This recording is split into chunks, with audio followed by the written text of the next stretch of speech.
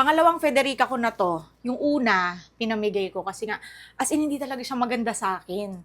Like, bagay siya pero hindi ako gano'n kakumpiyansa na suotin siya. Kasi nga tignan niyo yung bangs niya 'no, tumatakip sa mata ko. So ang ginawa ko, kinat ko yung bangs niya ng maigsi. Okey, ilalagay ko dito yung itsura ko.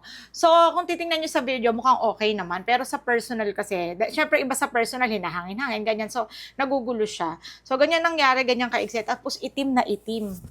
Kung itong si cold brown yung ganyan kaigsi, parang okay pa, 'di ba?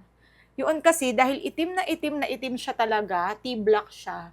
Kapag sinuot ko siya, parang hindi siya talaga maganda. Pero ngayon hindi ko na siya kinat. Nag-iisipan ko kung ikakat ko. Pero I think kasi okay na siyang ganyan, ika-curtain bangs ko na lang. Pwede naman kasi pala na ang gagawin ko, ika-curtain bangs ko siya, tas ang gagawin ko diyan, i-aano ko siya, i-steam iron ko siya mamaya, tas isa-side ko siya, sasanayin ko siyang naka-side. Pero okay lang din namang nalalaglag, cute nga eh, pag nalalaglag-laglag yung bangs. Actually guys, ang ganda-ganda-ganda ni Federica. Oh, kumbaga pwede mo siyang itapat kay ano eh, 'no, kay Jisoo, kaya lang may bangs 'to, tsaka kay Stacy Stacy S. Ayan. Yung Stacy S ano 'yun, Gen 5. Tapos si ano naman, si Jisoo, ano naman 'yun, parang, lace front, 'no.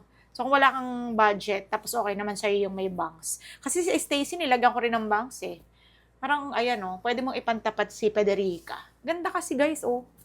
Hindi mabubutas ang bulsa niyo dito. Basta okay lang kayo na may bangs. Ngayon, kung ayaw niyo namang ano, lagyan ng bangs, i-ano mo lang siya, gaganyan mo lang siya, guys. Ayan. Pwede mo lagyan siya ng ipit. Pero ako, hayaan ko lang siyang ganyan.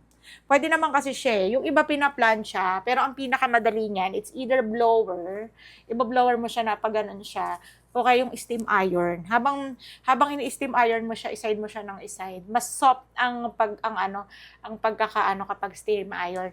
Ang risk lang niyan, makikita to, kasi nga non-lace siya. So ang ginagawa ko diyan pag ganyan, nilalagyan ko na lang ng parang, alam mo yung panlagay sa buhok na ano, na parang itim na nilalagay sa buhok pag medyo napapanot. So yun yung nilalagay ko. Pero I think okay naman sa akin siyang ganyan. Ganda, 'di ba? Okay, so this is Federica guys. Ang ganda, 'di ba? Yun lang.